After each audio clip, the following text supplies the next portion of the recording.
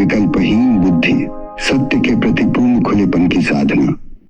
नमस्कार मेरे आत्मीय श्रोताओं, आप सभी का ब्रह्मालय चैनल पर हृदय से स्वागत करता हूं। आप सबका साथ पाकर मैं स्वयं को अत्यंत कृतज्ञ अनुभव करता हूं। आज हम एक अत्यंत गूढ़ किंतु साधक जीवन में अत्यावश्यक विषय की ओर चलने जा रहे हैं, विकल्पहीन बुद्धि। इस विषय की मूल भावना है, सच्ची बुद्धि वह है जो खुली रहती है, जो सत्य की जांच के लिए सदैव प्रस्तुत रहती है। एक ऐसी दृष्टि जो न तो पूर्व ग्रहों में बंधी होती है, न ही अंध मान्यताओं में उलझी रहती है। आज की इस आध्यात्मिक चर्चा में हम इसी विकल्पहीन बुद्धि को समझेंगे, अनुभव करेंगे और अपने जीवन में इसे घटित करने के उपायों को जानेंगे। प्रायः हम जो सोचते हैं, जो मानते हैं, वह हमारे अनुभवों, संस्कारों और समाज द्वारा थोपी गई धारणाओं का मिश्रण होता है। यह बुद्धि कहलाती है, लेकिन अक्सर यह बुद्धि विकल्पों में उलझी रहती है।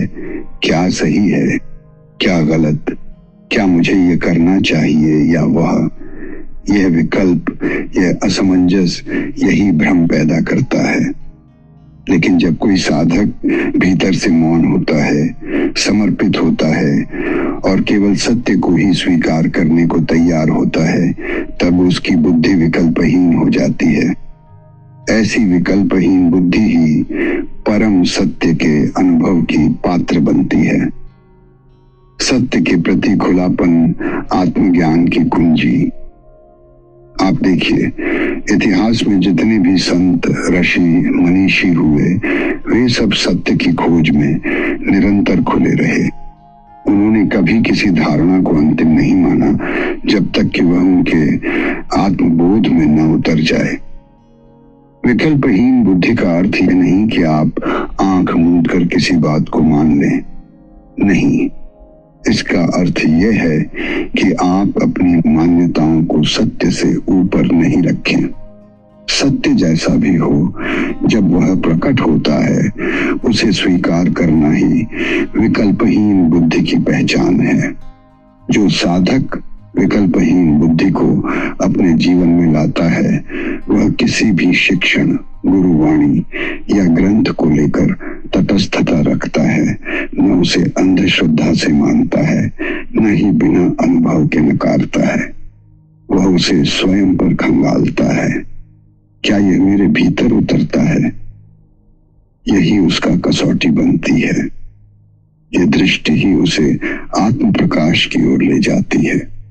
विकल्पहीन बुद्धि वाला साधक स्वयं के प्रति, गुरु के प्रति और ब्रह्म के प्रति निष्ठावान होता है, परंतु वह कभी भी प्रश्न पूछने से डरता नहीं, क्योंकि वह जानता है कि सच्चा गुरु भी प्रश्नों से डरता नहीं, बल्कि उसका स्वागत करता है। विकल्पहीन बुद्धि का एक रूप समर्पण है। जब कोई साधक पूर्ण विश्वास के साथ स्वयं को सत्य के हाथों सौंप देता है, तो उसमें कोई विकल्प नहीं रहता। वह केवल देखता है, समझता है और जो सत्य है उसे भीतर उतरने देता है। यह कोई निष्क्रिय स्थिति नहीं है, यह तो जागृत पूर्ण सजग स्थिति है। कैसे विकसित करें विकल्पहीन बुद्धि? पहला, धारणाओं की पहचान करें। जो भी विचार आपके भीतर वर्षों से जमा हैं, उन्हें जांचें। क्या वे आपके अपने अनुभव पर आधारित हैं? दूसरा, सुने पर निर्णय स्वयं लें। चाहे कोई भी प्रवचन हो, ग्रंथ हो या गुरु की वाणी, उसे श्रद्धा से सुने, पर निर्णय स्वयं के अनुभव और विवेक से लें। तीसरा, चिंतन और ध्यान करें। ध्यान आपको भीतर मौन की ओर ले जाएगा, और जब भीतर मौन होगा तो विकल्प धीरे धीरे विलीन होने लगेंगे। चौथा, स्वयं को सत्य के सामने रखें। हर बार जब कोई बात आपके भीतर गूंजती है, तो स्वयं से पूछें, क्या यह मेरा अनुभव है या किसी और का कहा हुआ सत्य। विकल्पहीन बुद्धि, ब्रह्म की ओर पुल।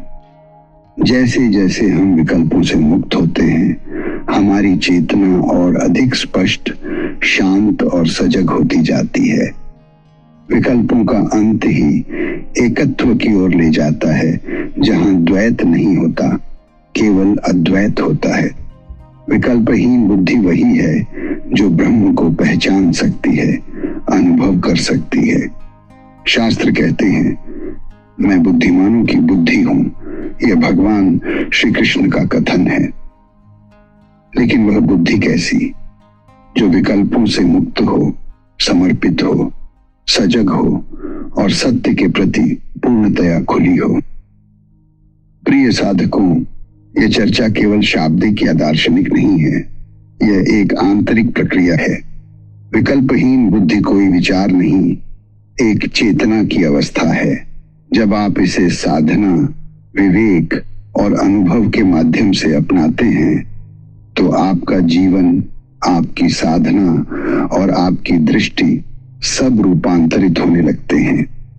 मैं हृदय से आपका आभार प्रकट करता हूं कि आपने यह पूर्ण प्रवचन मेरी संगति में सुना और आत्मपथ की इस यात्रा में सहभागी बने।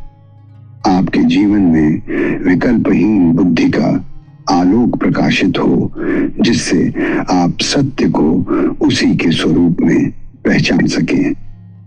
मेरी कामना है कि यह चर्चा आपके अंतःकरण में गहराई से उतरे और आपकी साधना को सहज, सरल और समर्पणपूर्ण बनाए। अगली बार हम किसी अन्य आध्यात्मिक विषय पर फिर से मिलेंगे। तब तक के लिए आत्मचिंतन करें, मौन से मिलें और विकल्पों के पार की शांति को आमंत्रित करें। शुभकामनाओं सहित ब्रह्मालय से आपका आत्मीय अमरेंद्र।